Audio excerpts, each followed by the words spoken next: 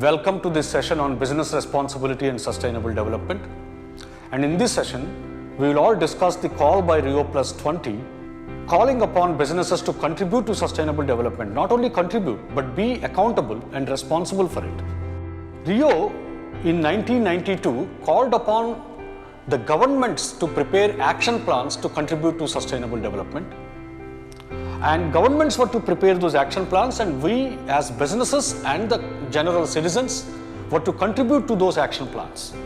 But then 2002 Rio+10 at Durban and 2012 at Rio+20, the governments have called upon businesses to contribute directly to sustainable development and be accountable and be responsible for it. How businesses will do it? Will they do it separately as in individual units, their contribution to sustainable development, or it is the governments which prepare plans for implementation of sustainable development in which individual business units will become a part of it, so that the individual business units essentially have to implement a monitorable action plan, and which is a part of the government's overall action plan. Also, we are going to discuss, is it not enough for businesses to conduct their businesses responsibly? Over and above conducting their businesses responsibly, will the businesses have to contribute to sustainable development directly as a part of the action plan of the government? All these issues will be discussed by this panel. This panel consists of advocacy organizations, some civil society organizations, some thought leaders, and the business representatives. And I'm sure you are going to very well enjoy the deliberations that will follow. Welcome to the deliberations. We're talking about Rio+20. Now I want to take you 20 years or 25 years ago. The business of business was to make money. And I think in most of the cases, even today, we find that business is in business to make money. There's nothing wrong with money. But I think this money has to be earned with a human face. And that's where we come to the business responsibility. Today, business is not responsible only to the maliks or the owners of the company or the shareholders, but I think business is more responsible towards the stakeholders. And when we talk about stakeholders, there are many things come, and especially in the context of Rio+20, Global Compact, Dr. Babu just mentioned, and I think we have to go beyond Global Compact. We have to see the issues like climate change. And when we talk of climate change, there are issues like energy security, there are issues like energy conservation, carbon footprint, and I think during next 3 days you will hear a lot about energy conservation, carbon footprint. But I think the need of the hour is to focus more towards the community, because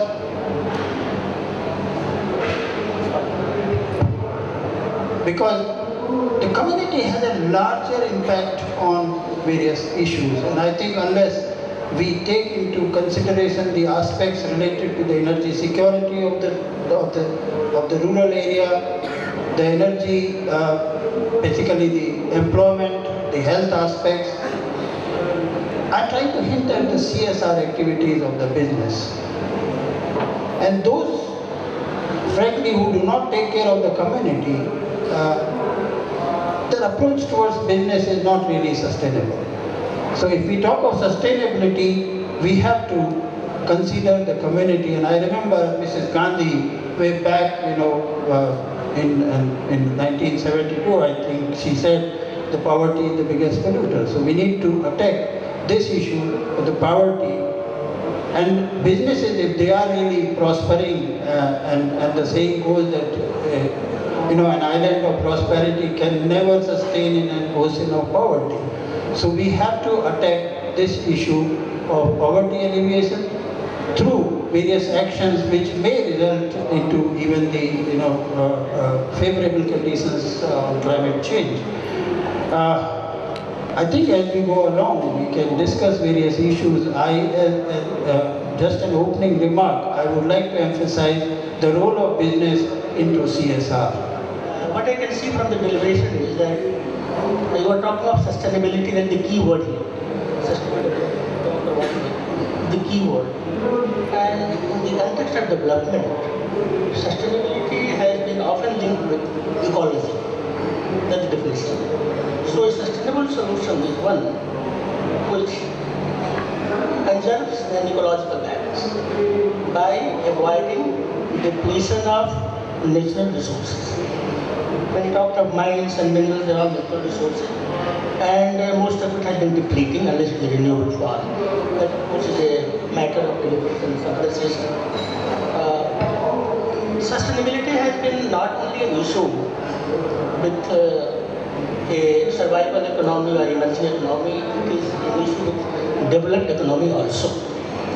And to my mind, sustainable development is a metaphor for opportunity and progress, as well as a reminder of obligations and uncertainty.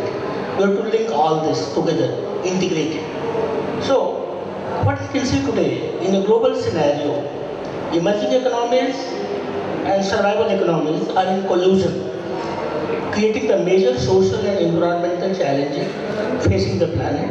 As my friend says, climate change. That's the thing. Now, if you see globally, the developed economies, they've been struggling with sustainability, not that they're very safe, because they have a scarcity of materials and insufficient reuse and recycling. That's the developed economy. Emerging economies, there's overexploitation of renewable resources and overuse of water for irrigation. Even survival economies, the problems of deforestation, overgrazing, and soil loss. Now, coming to the segment where the natural resources are there, what it calls mines and metals. Now, you see they're all depleting resources. Whether you call of coal, you call of gas, lignite, oil, they're all depleting resources, and they are bound to exhaust someday. A day will come when we may be mining the last block of coal, maybe pumping oil from the last known well, or tapping gas from the last reservoir. These things will happen. What is happening in the mines and mineral sector, we keep on doing exploration, prospecting, exploration, that merely extends the life of the property, life of the mine. Resources do become leaner, but possibly you can mine for a longer period. But that does not dilute the concept of finiteness. It is all finite. Unless you are looking for a renewable source like sun and wind, it's all finite, and someday it has to taper down and become zero. Maybe today, maybe next generation, but the day is there. So when we talk of sustainable development, we must prepare for options, alternates which can sustain us. So if we are talking of sustainability, let us struggle with sustainability. I was telling Mr. Sharma before this session that it is not enough for us to go up to sustainability, because sustainability to my mind is a model of probability. We must go beyond that, and that is called sustained development. But challenges are more there. There are more challenges in ensuring that it is sustained. So let us go across the sustainability parameters and see how far we can do. In the mines and metal sector, if you want to become more sustainable, you have to tap more resources. You have to do more of exploration, more of prospecting, so that you can exploit resources. And many mines, I am talking of copper mines where I work, gold mines, they are closed down. Why? Not because there are no resources, because there was no enough will to explore the property further. So there has to be an ongoing exploration in the field of mines and minerals and coal and gas, so that we can keep on locating new finds to sustain us for a longer period. As regards sustainability or sustainable development is concerned, we are of the view that it is not something exclusive, rather it is part of the business decision, number one. Number two, being from oil and gas upstream, national oil company, and in general also, oil and gas sector is picked up by the media and the people alike as a good weeping boy all the time, without any much of reason or rhyme, but they like it and they do it. But the fact remains is that oil and gas sector provides a very important resource that is securing the energy requirement for the country, for the people, for the growth and development. And they are doing an human service to the country. And in the entire oil and gas sector, sustainability is very, very important as far as their important business decisions, investments are concerned. How do we do it? It's a different issue altogether. I give you a very small story, which is an actual story. 3 years back, we started developing guidelines on sustainable development for the Department of Public Enterprises, Government of India. These guidelines are currently in force and applicable to about 240 organizations in the country. I was the key member in that task force. The first 2 meetings in 2 months, each meeting attended by 35 to 40 people from different organizations. We simply allotted 2 to 3 minutes for everyone to give his or her opinion, what they think individually the sustainability is all about. And we recorded verbatim. At the end of 2 meetings in 2 months, over 70 answers, we found there were commonality in some and there was not commonality in others. That was a basis when we thought that while developing the guidelines on sustainable development, there should be a good understanding and uniform approach of action by everyone, and we focused on environmental sustainability in our guidelines. But that doesn't mean that sustainability is all focused on environmental sustainability. Rather, it is on the triple bottom line approach. And here the issue is connecting the dots. That means the environmental sustainability and the social side and the economic sustainability. We need to connect the dots while we are evaluating the investment decisions and also the business decisions in subsequent growth in the coming years. And this document, which we'll be discussing in subsequent sessions, I would request all of you who have not seen it to download the copy. It is a really good document and which lays the basis and the areas and sub-areas where each and every organization, whether it is government or private or any other institution, can think of devoting in that particular area for the overall sustainability. Therefore, it is no more a choice. Rather, it is way of life. How do we conduct our business, and we will be conducting our business. Thank you. So what I was saying is according to Guru Peter Drucker, first priority for business is not devising strategies for making money or making profit. It is developing strategies for survival. In my 30 years of professional life, and I am precisely observing this. In this country, environmental management came basically through regulatory approach. In 1974, there was Water Pollution Control Act, and 81 Air Pollution Control Act. So, first 10 years of my career, I have seen industry was driven by strategies for pollution control, what we call as end-of-pipe treatment. That means you are already creating pollution, do something whereby you reduce pollution. Case between 1990 and 2000 saw emergence of concept of pollution prevention, cleaner technology, clean production, so on and so forth.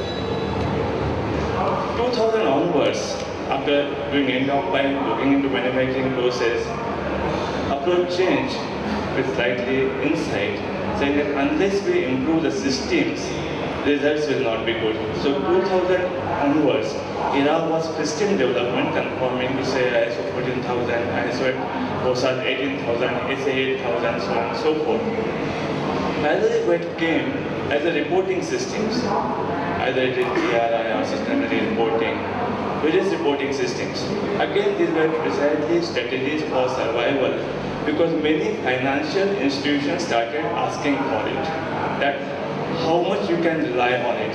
It started with ISO 9000. If you're an export-oriented company, then they wanted to know whether you are having good systems, good quality product. If your products are going to harm environment, whether you are having systems, so it was system-driven. Now we have started talking about responsible business, because having an end-of-pipe, system investigation, developing systems, responsible business. But even today when we talk about responsible business, we are just concentrating on listed companies where independent directors are there, and they are worried on one hand of environmental regulations where directors can be directly put behind here, or they are looking for financial institutions where they can get easier finance if they have system. So even today we are concentrating only on responsible business. But it is possible then coming 5 years or 10 years will trickle it down to small and medium scale industries also. But what is the ultimate thing we are looking into? And according to me, it will be responsible society. Till today, we are doing it for the sake of survival. It is not coming from internally from ourselves, all of us. We talk of energy conservation, water conservation, we can question ourselves whether we are doing it. So unless we talk of responsible society, where it becomes something like a standard engineering practice, what we call engineering, that what we are doing for survival or what we are doing for environment is basic part of our culture, this is the ultimate thing we should look into. Thank you. Rio+20 calls upon businesses to contribute to sustainable development. So sustainable development, Mr. Sharma, is a great challenge. Okay? Challenges, some of the challenges I try to put before you. So the many simpler challenges, somebody said, if I want the development to be sustainable, I have to actually aspire for a factor 10. That means I should be doing and delivering the same goods and services by spending 1/10 of material, 1/10 of energy, 1/10 of water, 1/10 of X, 1/10 of Y, 1/10 of Z. Unless otherwise I am able to do this, I will not be able to provide materials and goods and services to all sections of the population which have not yet been provided. It's a huge challenge. Similarly, a number of other challenges. Even if I look into the land-to-man ratio in India and start asking the kind of roads per capita that should be available, autos per capita that should be available, almost all our forests and mangroves should have to be lost. Paper consumption per capita, etc., etc. So, if you want to develop and want to reach the same standard of living that the average global citizen is today living, even if some developing countries like Africa and India, etc., wants to do that, we have a huge challenges of degradation of resources, non-availability of resources, complete depletion of resources. Now, in this context, what is the responsibility of the business? Or is it simply a responsibility of the government? And don't talk about responsibility of the business. You government, tell me, how can we achieve sustainable development? It's a too great a challenge for me. I cannot understand. My job is to make steel. You tell me, within the context of sustainable development, how can I make steel? Tell me that you cannot emit more than this, you cannot consume more than this, you cannot locate here, you can only locate there. You tell me X, Y, Z, etc., etc. I will do that and produce steel very responsibly. Maybe following global compact, maybe following some other guidelines of business responsibility, I will do that. Is that enough? In my opinion, the government's job is only to govern. They have no business to be in business. First thing. And most of the problems we are facing today are mainly because government is trying to do business. I don't have to elaborate on this point. Learned people sitting around, they know what's the difference between government and private. That is one. Secondly, we have only three things. We have limited resources. We have a consumption pattern today. And on top of that, we are talking about sustainability. Now, sustainability can be achieved only if we produce more from less and also change our consumption pattern. I think the fashion today is you waste more and you are a high class person in the society. I think we need to change this habit. Let's compare the economy, US economy, China and India. If everybody in China and India is going to have 2 cars per person, where is the oil available? So we need to relook. And in a democratic society, let me tell you, imposing the rules doesn't really work. There are examples, there are states which are dry and there is maximum amount of alcohol consumption in that state. So rules really do not. I remember my boss always telling one thing: a civilized society does not require rules and regulations. So we have to decide whether we are civilized or not.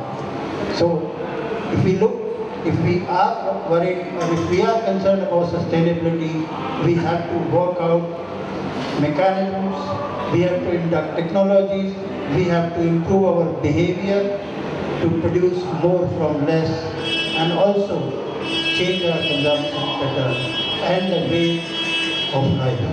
I think it's very easy to say, if I'm using a car, probably I may not be able to switch over immediately to cycle. But I think I can at least minimize the use of car and start using this 11 number bus or short distances. So this, in my opinion, my views are that the society has to be educated, government should only formulate the policy and make sure that these are implemented. I think lastly I would like to say that India became free, but the democracy is okay, very good, but I think we needed a guided democracy like what we have in Singapore to begin with. Probably situation would have been better and we would have been able to address the issues of wastages, use of, let's say, efficient use of energy, etc., etc. Thanks. Okay, my example would be to say that, let us say there is a pharmaceutical industry. Okay, pharmaceutical industry has the wastewater and disposes it on the land, okay, and thereby pollutes the groundwater. And subsequent to the polluting the groundwater, it supplies as a CSR program drinking water to the community. Okay? So, is the business responsibility is to see that I don't pollute the groundwater to begin with. Okay? Or go ahead and after pollute, that means you do a negative externality, you do a damage, and to compensate the damage, you do certain amount of CSR. Okay, is that okay? Or is it that we have to be first of all conduct our business responsibly? That means produce steel responsibly, produce pharma products responsibly. Then question comes, okay, as to over and above conducting yourself responsibly, what you can do for sustainable development.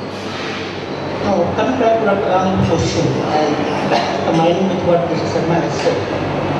Government and business and the regulation and the groundwater pollution, CSR program, all these. It can't be done all in isolation. It has to be done in an integrated picture. It is said that the best government is one which governs the least, and that's correct.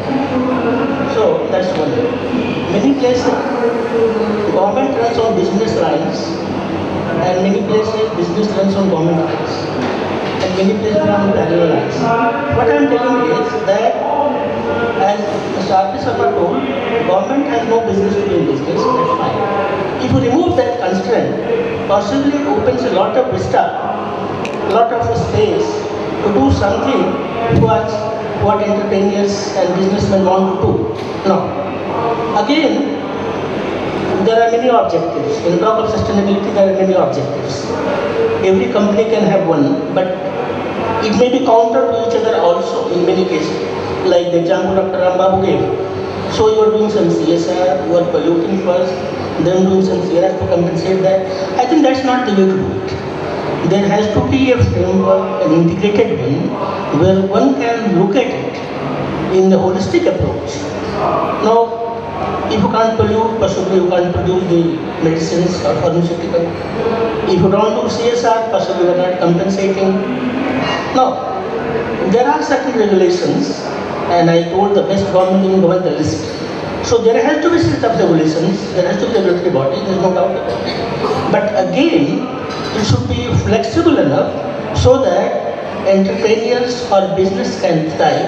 At the same time, they also do or render their social obligations. How it can be done? It can be done in a joint way. It can be done not because a pharmaceutical industry or sector should be seen alone. It can be married to other sectors also. And the CSR responsibility has to be not sector-wise, because you're doing for society. It has not to be, it won't be sector-wise, means pharmaceutical sector will do this thing. Not that. The adjoining sectors should also join together and have a broader framework of doing the CSR so that their efforts are not counterproductive. They both integrate to each other and they supplement their efforts so that we go into a better society to live. Now, these views may look personal to you, and it is personal, but then how to go about it? Let's talk of, you gave example of pharmaceutical sector. I can give example of mining sector, where I have worked for a long time. Mining sector, metal sector, they've been all doing the pollution. They have been all degrading the environment in one way or the other. Mining, a lot of dumps are there, whether it's a coal dump or metalliferous mines, ore dump, lean ore, it's all there. They're all creating pollution. Sometimes it's processed, sometimes it is not processed. What we need to discover is that it is like end to end. Now suppose a refuse taken from a plant can be reprocessed for a better use. That sort of integration I am looking at. So that in a joint way, whatever refuse is produced, which is polluting the atmosphere, possibly can be reused for something. So the answer is more of reuse. The answer is more of recycling. And that possibly in a broader framework can give some solution. Maybe I'll come back to this subsequently. The governmental intervention, let it be the least. Okay? I will take the question further to Dr. Kulkarni. Dr. Kulkarni, would you be able to address one thing? For example, a number of water-consuming industries, in their own responsibility, would like to again recharge the water because they are consuming fresh water. They start doing a watershed development program. There is an industry X which has one watershed development program. There is an industry Y which has another watershed development program in the same watershed. One runs counter to the other. How do you take this challenge? Because we have seen a number of times the groundwater depletion occurred because a number of corporations actually providing drinking water to the communities and irresponsibly harnessing the groundwater of the region. So to this type of questions, perhaps I think will come in the afternoon when we are on that section of overlapping CSR roles of various industries. It is really happening because CSR, what we see at present in India, is more what was photogenic CSR. That means I should get media coverage, I should be having nice photographs, And then I can say, oh, I'm doing CSR. And therefore, this rainwater harvesting, mobile vans, primary health camps, and all these type of activities are only taken up by industry. I'll come to it later. I wanted to come to your earlier question when we talk of responsible business and what industry should do, and you gave example of pharmaceutical industry. I'm fortunate to work with a group, Shapoorji Palanji. We are not listed company, so we don't have any independent director. There is no pressure of shareholders or stock market on us. We are setting up a power plant in Gujarat, and I will tell you two things what my owners have said. My current managing director, Shapoorji Mistry, when I joined on 17th May 2010, I went along with my managing director to meet him. My managing director is Mukundan. He said, Mukundan, let us accept one thing. When you are setting up our plant, you are going to create pollution. That means you are going to make profit by creating pollution. Whatever you say, pollution will be there. So try your best that you are going for best possible technology for everything. And this we are doing that when we are not reporting it anywhere, and you may know in Shapoorji Palanji is a media shy company. We don't come into media anywhere. So this has to come from within. That means owner, unless he gives that sort of clear direction to his managing director that yes, this is what I want, I'm bothered about profit later. Let me harm at the minimum environment. Subsequently, we had board meeting when our senior person, patron of industry, Palanji Mistry was there. He said, "आप लोग बाकी लोग he speaks prefers to speak in Gujarati." He said, "What all people you are saying is fine. Just tell me one thing. You are going to Saurashtra in Khulna Taluk and setting a power plant. Now, what will local people say? That the quality of life was better before you went there, or quality of life is better after you went there? Unless that simple question is answered, that if you feel that you are going there and making profit and quality of life of local people have deteriorated, please don't go there." Now, this is responsible business which comes in Parsi community internally, which we are trying to thrust through this Rio+20 and government regulations. I wish everybody becomes Shapoorji Mistry and Palanji Mistry. Many problems will be solved on its own. Thank you. Very connected to what Dr. Kulkarni said is what once happened in a CII conclave on CSR vis-a-vis Tatas. Okay, there was a lot of discussion and a lot of blame being put on the Bihar and its governance. Okay, and at that time it was Yadav, Mr. Yadav, Lalu Prasad Yadav was the chief minister. And his rule was continuing and continuing. Then in that CII conclave, Mr. Yadav was being criticized quite heavily, or everything was being blamed on him. Then Manishankar Iyer stood up and, when he got the opportunity, he said, "But I actually know one group, okay, which is a corporate group and very well-known corporate group, has been in this region, has been utilizing their resources and has been larger than the government in terms of control of the resources in that region for the last 60 to 70 years. If at all something is to be blamed, somebody has to be blamed, some individual or some group has to be blamed, it is that group." What I am trying to point out is that these questions corporations will face. The minister in the inaugural session also asked one question: why are we seeing all the construction industry constructing only for the high income group? Why not for the low income group? Even though there is a demand. Once Philips CEO said that why is my business managers are always trying a market share of a number of urban areas and the rural areas, but not addressing those people who do not even have access to light. I am in the business of lighting, and my business managers do not know how to actually reach that guy who doesn't have access to light, but fight for a 0.1% more of the market share of the places where I have already lighting has reached, access to light has reached.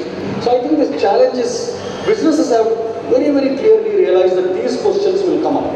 In a region where you have entered, first year you will be looked at as a great, magnificent guy who has come and brought in development.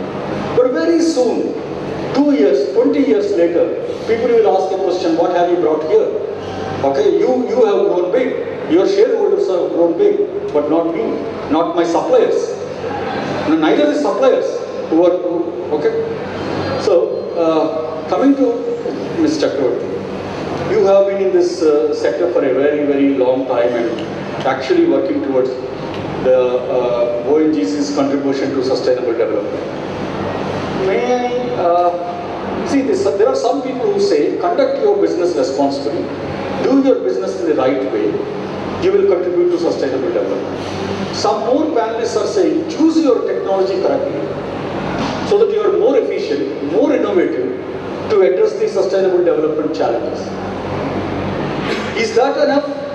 Be innovative, okay, go forward and take the most advanced technology, or you have to completely renovate your business, think differently. Okay, for example, a fertilizer manufacturer starts saying that I am not in fertilizer manufacturing, but I am in making farm wealth creation. You completely transform your business to address the needs of sustainable development, or is it just enough to be there as you are, but conduct yourself responsibly? Small question, but very big answer. But before I address the question of responsible business, technology selection and all those things, I would like to make one very clear distinction. This distinction is between regulatory compliance and sustainable development. Mostly, people do the mistake that regulatory compliance, whether it on account of water or Environmental Protection Act or occupational safety at work, etc., they mix it with sustainable development. In the sustainable development guidelines, it has been absolutely made clear and made clear again and again, any regulatory compliance, whether in the area of environment, health, safety, will not account for sustainable development. Sustainable development has to be much beyond that. Whether you do something on water or energy or biodiversity, there are different areas and the projects and the things like that. Second issue is sustainable development. Is it something mandatory? That's why we have to do it? No. Once you consider sustainable development as part of your business decision or investment, it is going to make a lot of economic sense and benefits to the company. When I know that this is my total eco footprint, whether in terms of water or carbon or waste, and then hundreds of different varieties under these three, where we are now, where we want to go ahead, it is this particular area that we need to work upon, so that overall cost to the company reduces and our environmental performance improves. I will stop here. Now I need to answer Dr. Babu's question. Firstly, technology is not static and it is changing very fast, and the innovations are taking place also very fast. I have to narrate one example to make my point very clear. We are in the oil and gas business since 1957. Here there are large number of scientists, engineers. Everybody has heard the word fugitive emissions. Everyone. But I challenge. Perhaps no one in this room has seen with eyes, with clear eyes, this is fugitive emission. We were also in the same state. Till 2007, when I came across the US Environmental Protection Agency, US EPA people, they showed us using the IR camera and technologies. This is called fugitive emission. And we could see with the eyes through the camera what quantum of greenhouse gases, methane, was going to the environment. We measured it, and over these last 5 years, we have implemented number of technological interventions to capture all those fugitive emissions which was going to the environment. I am not giving the figures, but let me tell you, if we were deprived of the knowledge, we would have been patting our backs, we are doing excellent. But no, as I said, technology is evolving in every area, whether it is in the process side or pumping side or generation side, anywhere. And we need to look at it very critically under the theme that sustainable development is a way of life, not only for ourselves and our homes, but for the industry as a whole. That is what we are aiming at. Another, to cite an example, because examples are better than lecturing.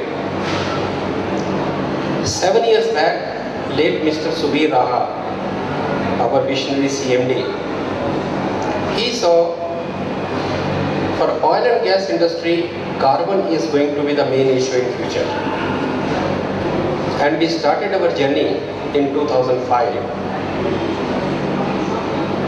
setting up a small unit with me as the head to develop CDN projects for ONGC. That was the initial stage.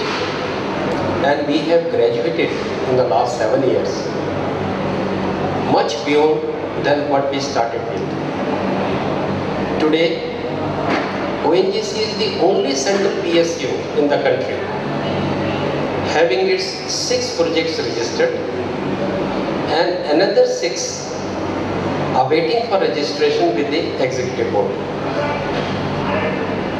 We hope the remaining 6 also go through, and even if we are successful little less than 6, the tally will cross 2 digits. And again, we will be the only central PSU to have highest number of CDM projects registered in the country, both in the public sector and private sector. But we are doing it quietly. Yearly, we will be saving maybe more than 1.5 million or so, or 2 million CRs per annum.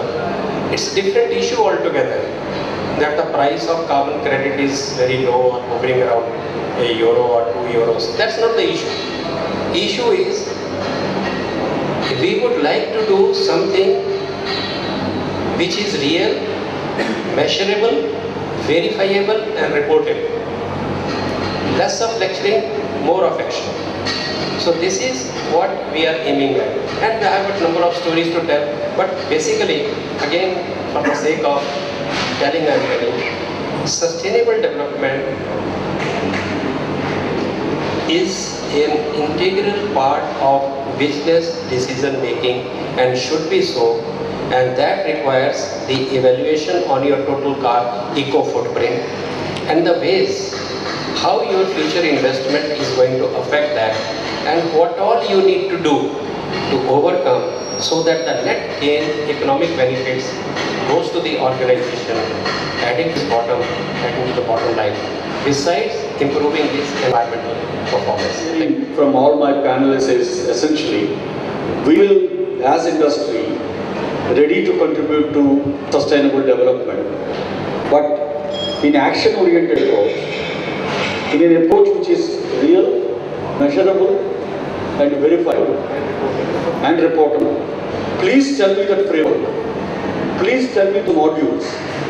Okay, I am not a guy who can speak much and write policy guidelines and this and that. The industry consists of men of action. Give me a framework in which I can contribute real actions, measurable actions, verifiable actions, then I will report.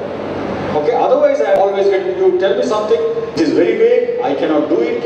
Hi, my question is that we've heard the terms CSR and sustainable development, and they seem to go very hand in hand, almost interchangeably. In practice, I see often in very progressive, large companies that the CSR vertical is completely separate from the sustainable development vertical. And this seems to cause a lot of problems in terms of the fact that maybe the CSR vertical is very checkbook philanthropy or photogenic philanthropy, as you so nicely said, and they don't exchange funds. And the fact that they don't work together goes very much against them moving forward.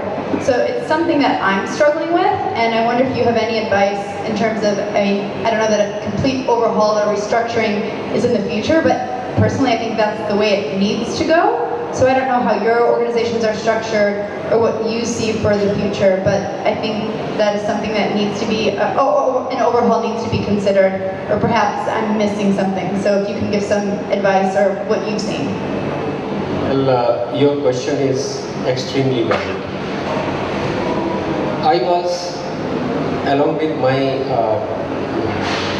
job assignment as Chief of Carbon Management, I was the first Chief CSR of ONGC also. But I continued that role for about a year and a half. But now it is being handled by a separate group altogether.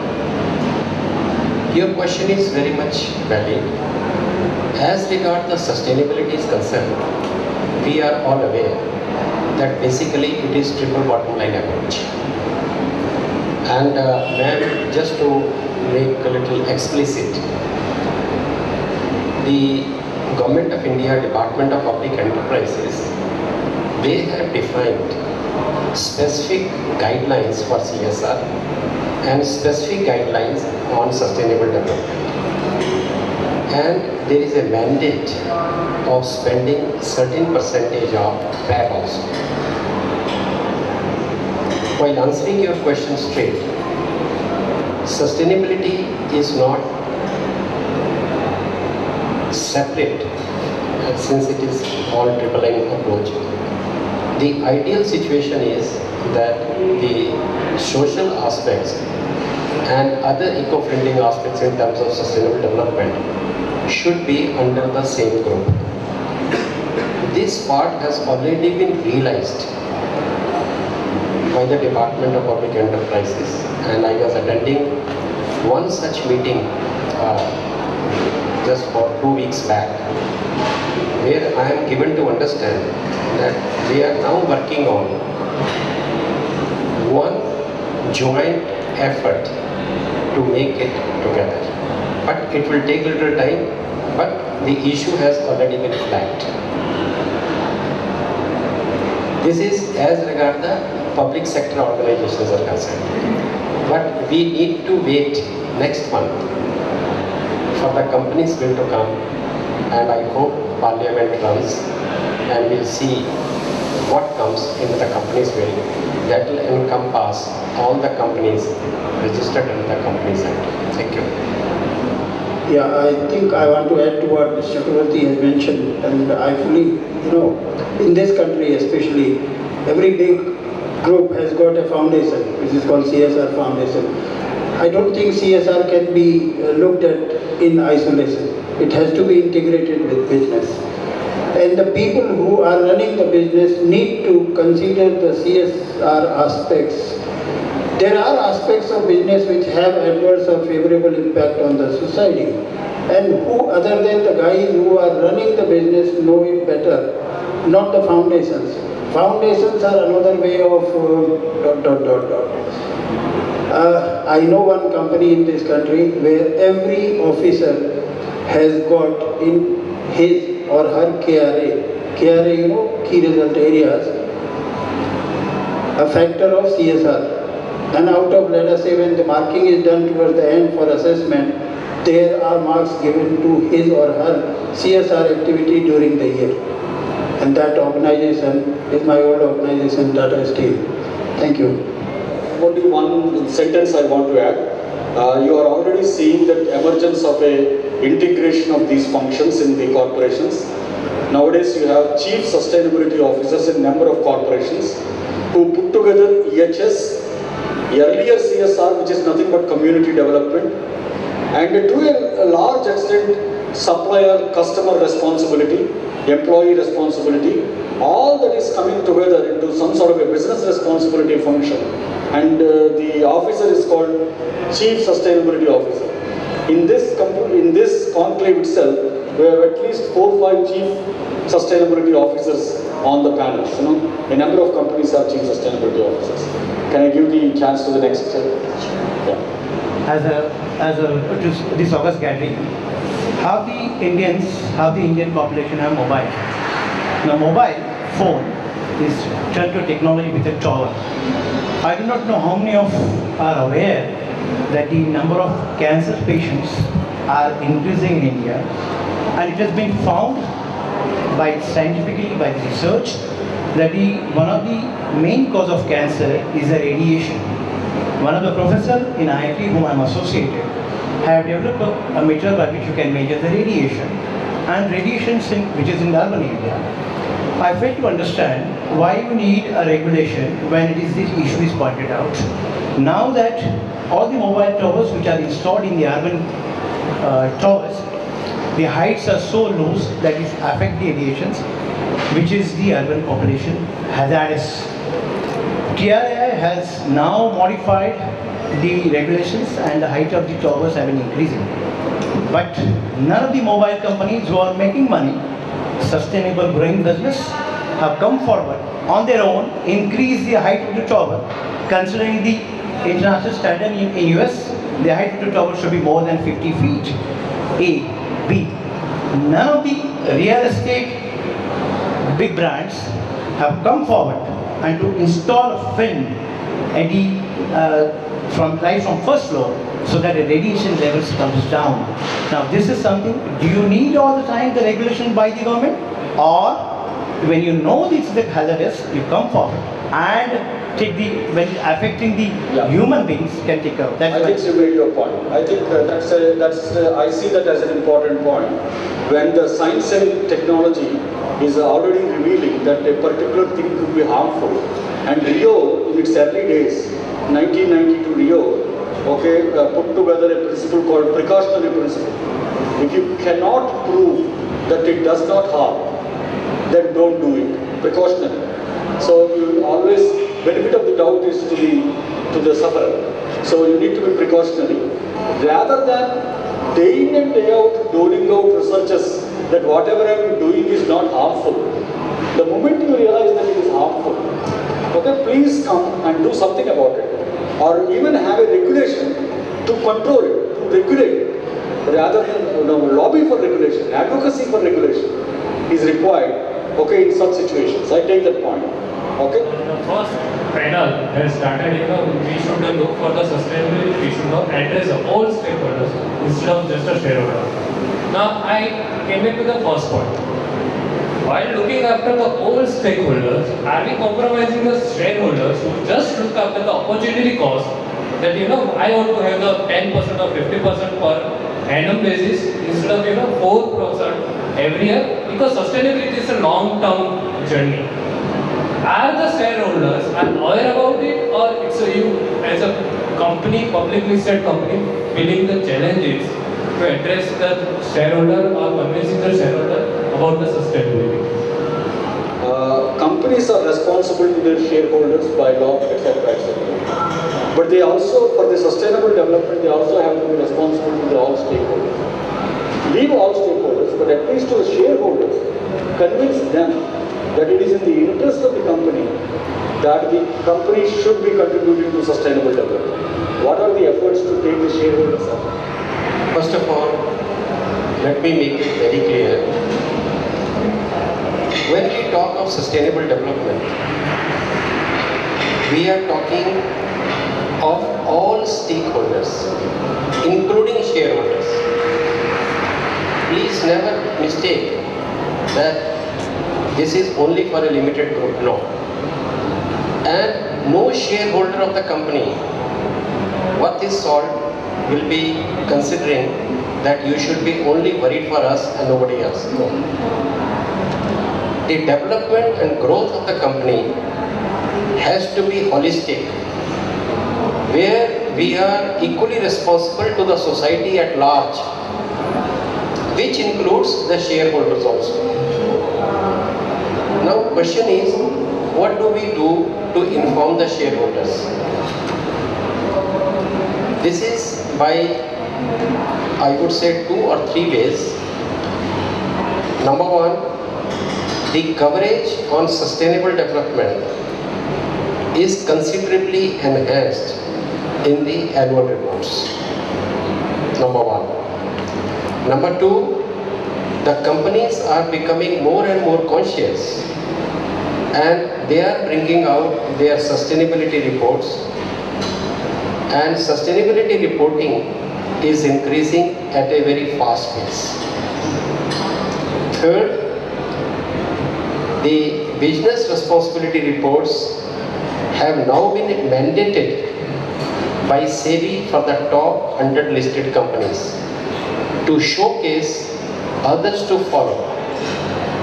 And again I say, this is beyond regulatory compliance. Do not mistake ever in this. And last but not the least, when we do any reporting, we have to work throughout the year. And during this process of work, we undertake stakeholder consultation. And when we are doing the stakeholder consultation, we have to get in touch with different stakeholders, bring them to the room, inform them what we do, what is our plans for the year, where we have lagged, where we want to move ahead, and it is all recorded and put up during the third-party assurance. And I'm sure these are considered to be good practices in industry, which needs to be imbibed upon by other organizations in general. Thank you. I think Shadji and I both share the same opinion and views. You see, Tata traditionally had been different. The saying goes, the basic purpose of my being in business is for the community. I am not there for community. Community is for me. That is what is the basic difference.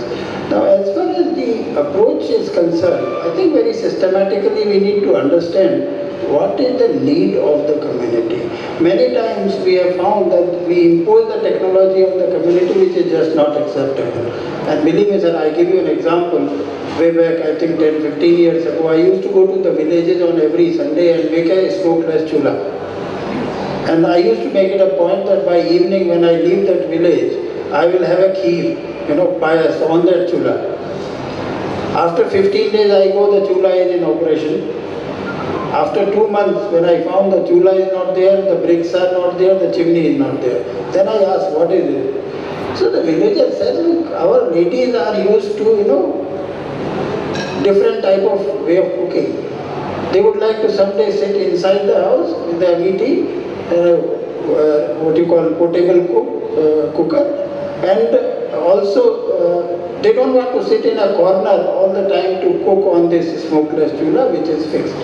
So that technology which tried to impose on the community was just not acceptable. Then the portable stoves came and they were accepted by them. I give you another example of Tata Group itself. That was in Babrala, Tata Chemicals. They built some community toilets in the villages for a hygiene point of view. And then there was some foreigner who came to visit them and they very proudly, they said, okay, we'll show you what we have done on hygiene. So they went to the village and it was rainy season, unfortunately. They went to the village and found all toilets are locked. So with great difficulty they could open one, and lo and behold they found that dry wood is stored inside the. Now the need of the community was to have a place to store the dry wood for cooking during winter season, during rainy season, not the toilets. So we need to understand what exactly the community needs are and then design our CSR programs around those needs. Otherwise all the money which we are spending, it will only be called a charity, not a CSR. Thank you. Thanks a lot.